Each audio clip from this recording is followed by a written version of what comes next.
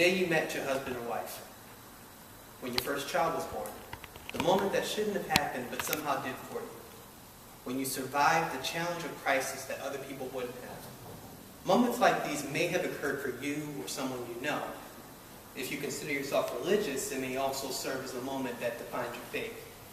As an admitted skeptic and agnostic with atheist tendencies, I'll explain that to anyone that's confused. I like to brag that I was born with a silver tongue in my mouth and a skeptical brain in my head. But the truth is, like many of you and many people in our country, I inherited my faith from my parents. And for many years, my life was defined by everything but my faith, whether it was what was on TV or what homework I did not want to do during the day, or what work I was trying to avoid. And this changed when I was around 9 years old. I was living in North Carolina for the summer at the time, and most of my time was spent playing games, catching frogs, and trying not to think about going back to school. And by this time, my mother had been a Baptist, had been a Jehovah's Witness, everything in the book. So to me, religion was more or less a whirlwind of Jesus, boredom, and free grape juice. So, needless to say, it was not my favorite thing to do. So I attended this church, and I engaged in a time-honored tradition I'm sure many of you did when you were younger, finding a comfortable pew to sleep on or under. So my efforts, though, they were impeded because I had an earache at the time, probably because I like to swim without plugs. Now, as a child, I didn't know much about religion, like I said before, but I certainly knew that I was in a lot of pain. So all of a sudden, this reverend says that he can heal people through the power of Christ. Needless to say, with this pain, I was all ears, figuratively and literally. So I was pretty timid at the time, but for some reason I decided I'm going to give this reverend guy a go. So I reached over and met my aunt and said, "Is it okay?" And she says, "Of course, that's fine." She was kind of curious because I didn't like talking to anybody. But she says, "Yeah, go ahead." So I wiggled through the pews between the scents of perfume and the different parishioners. And I slowly walk up to the altar where the reverend is. And with each step, I find myself getting a little more nervous, thinking, what in the world am I doing? I don't understand this. I'm going to make a fool of myself. So finally, I get to this reverend, and he looks at me and says, "It's okay, son. What's wrong with you?"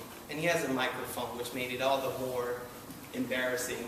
And of course, there are dozens of people around me at the time. So he holds his microphone up to me, and my nerves get the best of me. I yell, "I have an earache!" And I start to run away. And I get that same reaction. But the reverend was really cool about it, and I think he understood I was a little bit nervous. So he grabs me and says, "It's okay, son. Come right here, and I'm going to help you." So he reaches over for this bottle and rubs his hands, pours on this water, which I later found out was holy water. And he kneels down and places his hands on my head, and he begins to chant softly and pray into the heavens and begging for God to release this pain from me. And as all of this is happening, I'm just stunned because I find myself wondering, this same God that never gives me the money or toys I want is on call for this guy? So suddenly he grabs my hand and he goes, "Go, go, go!" And I'm completely confused. So finally he releases me, but in that moment I could feel that there was so much conviction from all the people in the crowd. And I could feel that this reverend genuinely believed this. And so in that first moment I had my first encounter with faith. And for me, it was kind of strange because I felt kind of happy. I thought, all right, this is the world's best doctor. This is going to be okay. So I sat down and I'm wondering, when is it going to heal itself? And it ended up being a few hours later. But at that point, that was my first real religious experience and my first real encounter with faith. Now, the older I've gotten, the more I've seen faith applied to other people. When I was in high school, for example, I met this priest that was a member of the Jesuit church. He had gone to Boston College, he graduated first in his class, was this incredible person, and at that point I was really questioning what my beliefs were. But despite that, this man really inspired me because he was really the epitome of putting his faith in motion. He made every effort to get to know everybody he could. Whenever someone had an issue or question, he would tell them exactly what they should do. He would get them resources. And I met countless other priests that were this very same way. Of course, being at Catholic high school, I saw the complete opposite of the spectrum, where I encountered lots of students who were professed Catholics, but within 5 minutes of walking out of a mass, they would make it a point to pick on those who were less fortunate than them.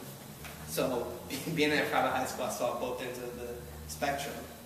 But as a child, my faith was born on that day, back when I was 9. And in many ways, for many years, it was sustained by that moment. As I got older, I had a lot of exposure to skepticism and history, and I'd have to say I lost my faith. But I'd like to think that now that I'm older, I've got the gray hairs to prove it somewhere.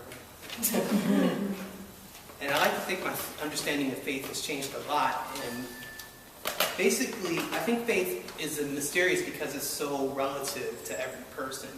And who we are, what faith we do have is defined by who you are. And what could be a moment that grounds your faith for some person will shatter it for someone else. And for me, I've come to believe that what faith each person has isn't necessarily the most important thing, but rather we should take a step away from faith and look more at confidence, because those two words are very related.